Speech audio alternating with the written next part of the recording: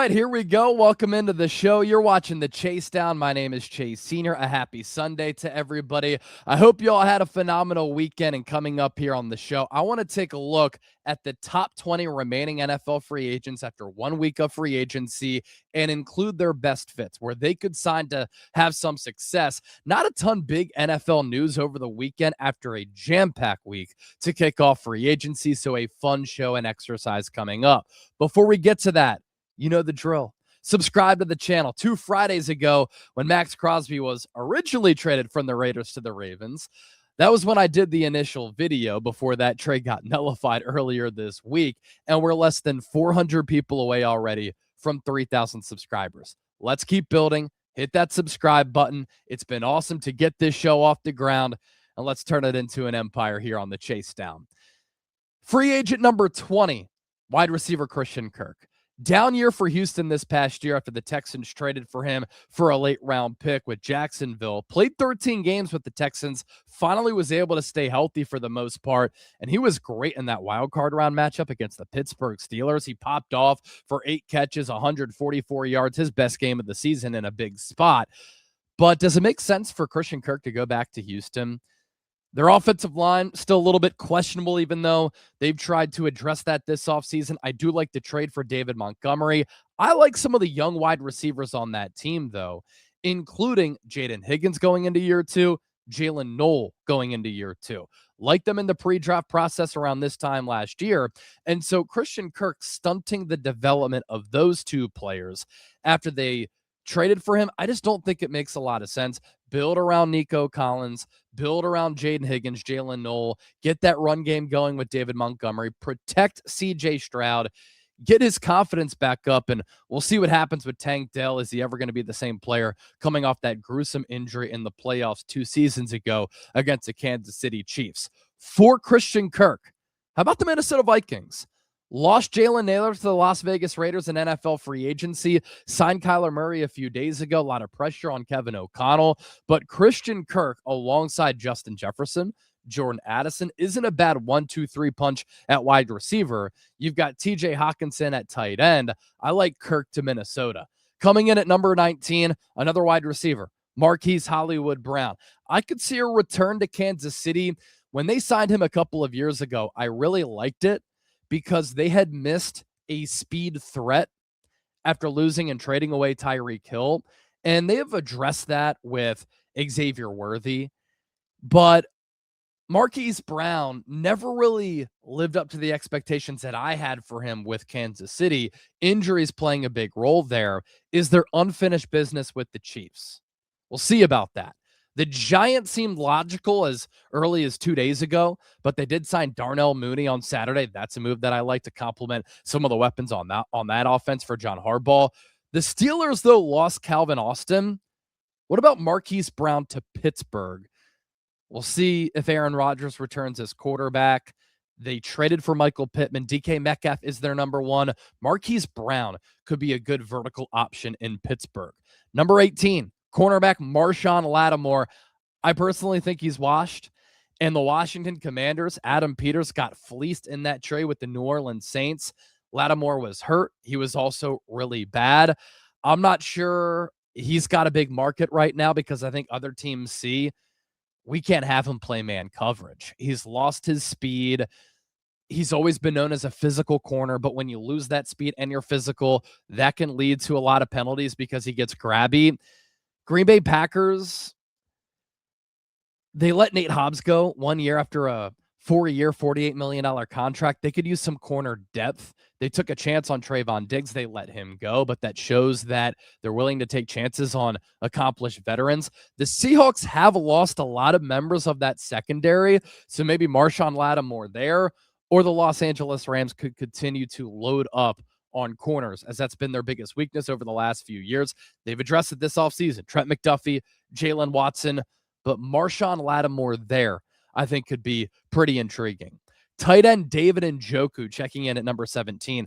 I think the Baltimore Ravens make so much sense. He stays inside the AFC North. The Ravens lost Isaiah Likely. He went to the New York Giants, $13+ million per year. Charlie Kolar signed with the Los Angeles Chargers, at like $8+ million. He's getting more money than Dallas Goedert as he returned to the Philadelphia Eagles officially today on a 1-year contract. Njoku knows the division. The Ravens know him. Likely was a great athlete. You've still got Mark Andrews, right? But they clearly like and have liked two tight end sets. I know the coaching staff has changed a little bit, but Njoku is a terrific athlete. He can go up and get it. Gifted pass catcher, not an elite blocker, but a good blocker and a good weapon for Lamar Jackson on that rework contract. So Njoku to Baltimore, there was some Eagles buzz, but I looked at that saying him and Dallas Goedert are about the same age. They've both had some injury issues. I just thought Goddard back to Philadelphia made a lot more sense. Jadeveon Clowney at number 16. A reunion with the Seahawks after some of the losses on the entire defensive side of the ball for the Super Bowl champions? Maybe. I don't think the Bills are going to retain Joey Bosa. They signed him for 1 year, $13 million. He was solid. The Tampa Bay Buccaneers feeling pressure with Todd Bowles going into 2026. I think that they could bulk up some depth pieces along that defensive line. The Eagles are an interesting team if they strike out on a Jonathan Grenard trade, but I think Howie Roseman is working the phones, really trying to land Grenard after he was put on the trade block by the Minnesota Vikings. If I'm the Eagles, though, I'd rather bring back Brandon Graham. The Dallas Cowboys have changed their scheme after Clowney was there last year when they signed him during the season. Cowboys wouldn't shock me, but how does he figure into the plans for new defensive coordinator Christian Parker? But the Seahawks and Bills, I think, could make sense for Jadeveon Clowney. Offensive tackle Jawan Taylor. Chiefs not retaining him. How about the Indianapolis Colts? Lost Braden Smith, one of their starters, to the Texans in the division. Taylor to Indy to block for Jonathan Taylor and to protect Daniel Jones coming off that torn Achilles. Bobby Wagner, future Hall of Famer. He's been really productive with Washington. Not the same player, obviously, with Washington over the last couple of years that he was with the Seahawks, even with the Rams. He's got a lot of tread on the tires. The 49ers would have been fascinating because I thought they had a need at linebacker alongside Fred Warner, but they added Dre Greenlaw the other day. Let me throw this team out there. The Dallas Cowboys, after missing out on Nakobe Dean. The Cowboys gave Nakobe Dean pretty much the same offer that he got from the Raiders, getting around $13 million per year. So Bobby Wagner to Dallas, knows the division, a veteran to help to lead Christian Parker's defense. I like that fit. Number 13, Keenan Allen. It's got to be the Chargers, right? Left the Chargers, went to the Bears. I think that was by way of a trade. He wasn't bad for Chicago, but he just didn't look right in a Bears uniform. He goes back to the Chargers last year. He was good. I don't think a lot of people realize the production that he put up as the number 2, number 3 wide receiver, depending on who was getting the target share there, because there was a lot of volume in that Chargers passing attack. But even if you want to call him the number 3 wide receiver, he had 81 catches for 777 yards. So I think Keenan Allen is one of the best Chargers players of all time. If he continues his NFL career, which has been a really good one, it's got to be with LA. Cam Jordan, it's got to be the New Orleans Saints. The guy has missed like 2 games in his entire career, and he has dealt with some losing seasons of late. He has always been a Saint to the core, one of the most popular players in franchise history. I know the Saints are a team that came on last year. They're getting younger. I think they're one of the more sneaky up-and-coming teams in the NFL. But as you usher in this new era, why not have a franchise icon be a part of it, like the Eagles have done with Brandon Graham and Lane Johnson? Those veterans in the locker room are vital. And to see Cam Jordan go to another team, again, it's one of those things where it just doesn't seem right. How about Dallas Goedert here? I had him on this list, but he re-signed with the Eagles today. For me, it just makes a lot of sense. 9th year with Philadelphia. He's 5th all-time in franchise history in catches in a year where the Eagles have a lot of changes on offense. Sean Mannion is the new OC. They're going to have a new scheme. We'll see what happens with A.J. Brown. Bringing back your best red zone weapon from last year and arguably your most productive offensive player who gets along well and has a rapport with Jalen Hurts, who's one of the better all-around tight ends in the NFL, is a smart move for the Eagles. And this is another classic Howie Roseman deal. He pushed back the void date 2 times. First it was Friday, then it was Monday, and then they strike a deal with Goddard to avoid a $20 million dead cap charge for about $7 million. Opens up $6 to $8 million in salary cap space in 2026 for Philadelphia. I think Goddard didn't want to leave. I didn't think the Eagles wanted him to leave. Their other tight ends, Grant Calcaterra, who they brought back, Johnny Munt, one of the better blocking tight ends in the NFL. That's a solid tight end room. I do think the Eagles need to address that position day 2 or day 3 in the draft. Deebo Samuel, there's been some Niners buzz. It wouldn't surprise me if the Niners go this route once again. They weren't good enough at wide receiver last year, but the issue for me, they had the oldest offense in the NFL last year. They couldn't separate. They didn't have anybody who could really get vertical. They weren't explosive. And going up against a team like the Seahawks DBs were sticking to the Niners wide receivers like Velcro. And they didn't really have anybody to challenge the opposition downfield consistently because Ricky Pearsall can't stay on the field consistently. So I have preached for the Niners to get younger, faster, more explosive at wide receiver. And then they signed Mike Evans. Now, Mike Evans is going to be 33. He's coming off a year in which he dealt with hamstring issues. He's never been known as a burner, but he is the classic X for Kyle Shanahan's offense. His route tree complements what Ricky Pearsall does very well with some of the deep crossers if Pearsall can stay on the field. Evans does separate pretty well because he's got a big body, big frame with that long wingspan, and he's physical. He also demands a lot of double teams. I think that's going to lead to the Niners having an easier time running the ball. But by going Evans, an older player who's not a speed demon, did the Niners go the route of Deebo Samuel, who's also aging, slowing down, and has had some injury issues? They reunited with Dre Greenlaw, but they had that need at linebacker. Wide receiver isn't as much of a need right now after the acquisition of Evans, and I like the deal. They gave him $16 million in guaranteed money.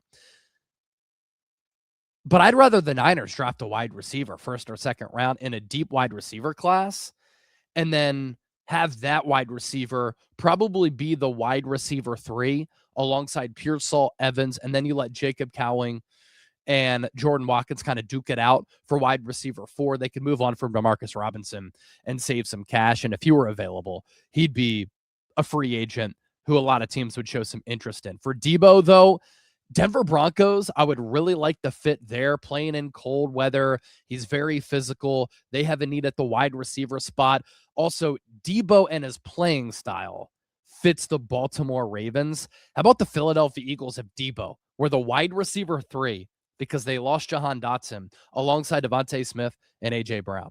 Deebo has not liked the Eagles in the past as a member of the Commanders and Niners, but to continue his NFL career, I think he could have a lot of success if he were to go to that Eagles offense. Kirk Cousins, I like him going to the Raiders. There's chatter of them having interest in him, and Kirk Cousins is a consummate pro. He is a great leader. You never have any questions about who he is as a character. And if he has an opportunity to be the tutor, the mentor for Fernando Mendoza to show him the ropes for how to be a successful quarterback when it comes down to film study and preparation and routine, Kirk Cousins to the Raiders. You also pair him up with Clint Kubiak. He could be the starter until Fernando Mendoza is ready, although I think Mendoza's skill set translates to the NFL level. I like Cousins to Las Vegas. Aaron Rodgers coming in at number 8 here on our top 20 remaining free agents list. Pittsburgh Steelers. It's the Steelers or for him to retire. I know Pittsburgh internally does kind of like Will Howard, and I liked him at Kansas State. I liked him at Ohio State, and then I liked him even more with what he did in the college football playoff, where he was tremendous.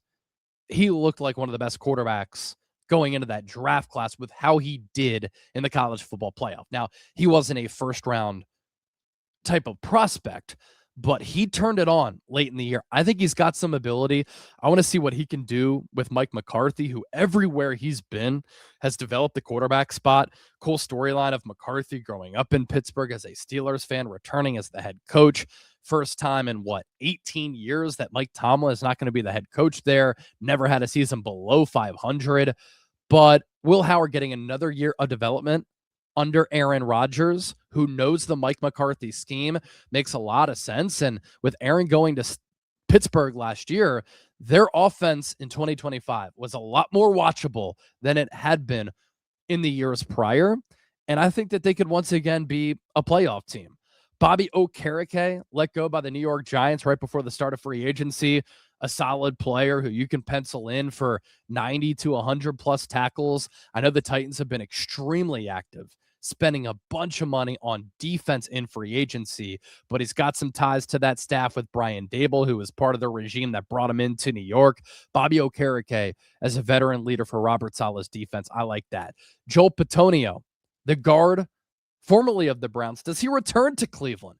If they can work something out for Bitonio to go back to Cleveland, they're reworking that offensive line. He's a 7-time Pro Bowler. He was one of the lone bright spots for an offensive line last year that was horrid. He was top 5 among guards in pass block win rate.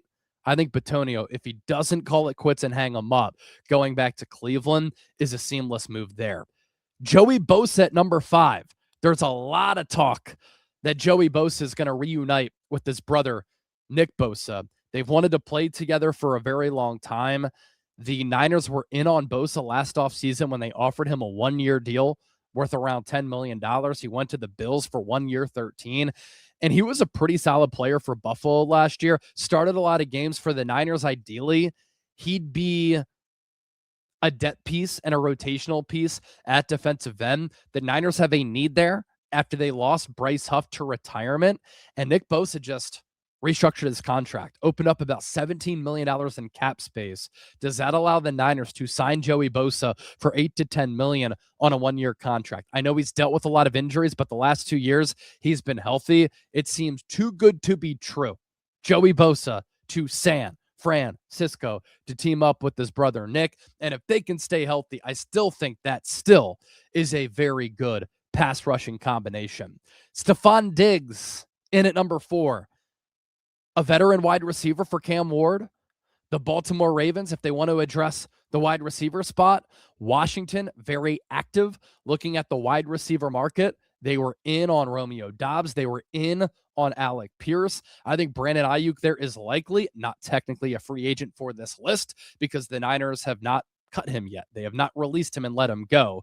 So Stephon Diggs, Ravens, Washington Titans, maybe the Miami Dolphins, some teams there that I think Diggs could fit with. Taylor Decker, the offensive tackle.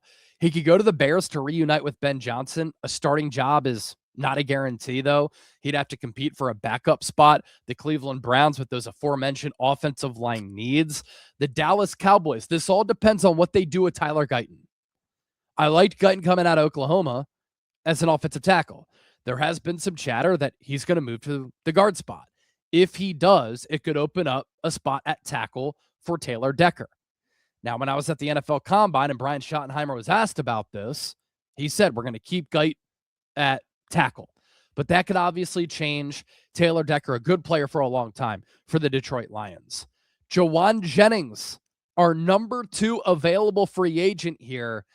Kind of surprised his market isn't vast, robust, and that teams aren't showing more of a need in a player who is great for your culture, empties the tank on every snap, puts fear into the opponent, is a willing blocker, has really developed as an elite number 3 wide receiver and a very good number 2 who can play inside, outside, contested catch guy who's made so many big plays in big games for San Francisco. Great developmental story for that organization. Has earned the nickname Third and Jawan because he's made timely play, clutch play after clutch play on third downs and on money downs for San Francisco over the years. But in a wide receiver market that's kind of been up and down, Alec Pierce getting $28.5 million, Romeo Doubs going over 20, but then you've got Mike Evans getting $16 million guaranteed. I'm surprised Jennings hasn't signed with any team yet. I don't think he goes back to the Niners because he's big and slower like Mike Evans, although the money that was going to be allocated to Brandon Ayuk is being allocated to Mike Evans. The Niners could still sign a Jawan Jennings, put him in the slot. Evans, Pearsall on the outside. Instead, though, Las Vegas Raiders desperately need another wide receiver. Buffalo Bills, with DJ Moore and Jawan Jennings, Khalil Shakir, they need to give Jawan Jennings some help. The Patriots are also an interesting team. Romeo Doubs, Kayshon Boutte, Jawan Jennings. That's a pretty good wide receiver trio for Drake May. And then our number one available free agent is Tyreek Hill, one of the most electrifying, breathtaking players in the history of the National Football League. We might not ever see a player like Tyreek Hill again. I mean, very unique with the build and the speed, the lack of height and size, yet the ability to put up some of these monster numbers. I mean, Tyreek Hill is one of the best, most explosive wide receivers in the history of football. Here's my thing. When he's healthy, yeah, he'd be the number one free agent on this list, and he still is, obviously, right? But is he going to play in 2026? It all comes down to the medicals. That knee injury and leg injury that he suffered, as gruesome as it gets, as bad as it gets, especially for a smaller player who's older, who's clearly on the back nine of his career, who relies on his speed to be effective. And so when he tears his, ACL, MCL, meniscus, I believe, with other structural damage, having his leg bent like that, there was video of him working out a couple of weeks ago, but the leg, according to some doctors out there, looked a little bit atrophied. So is a team willing to invest money in Tyreek Hill, or do they want to see him get healthy first before they invest in him? And for Tyreek Hill, do you want to sign a one-year deal worth $4 million, or do you want to prove that you are healthy so that you could sign a one-year deal later for, I don't know, $10 to $15 million? The period of time in which Tyreek Hill was one of the more highly paid wide receivers in the NFL, it's over. But when healthy, if he can ever get healthy and play again, that's also a big question here. Can he play again? He'd be a good addition for a team. But fascinated to see how the medicals develop and if he signs with any team and plays in 2026. All right, there you go. Another episode of the Chase Down. Wanted to get this done before the United States takes on the Dominican Republic in the World Baseball Classic. A loaded matchup in both dugouts featuring so much talent with both lineups. So I'm going to catch that on this Sunday. Thank you so much for watching. Don't forget to hit that subscribe button and keep it locked here. This is the Chase Down, my brand new football show right here on YouTube. Peace.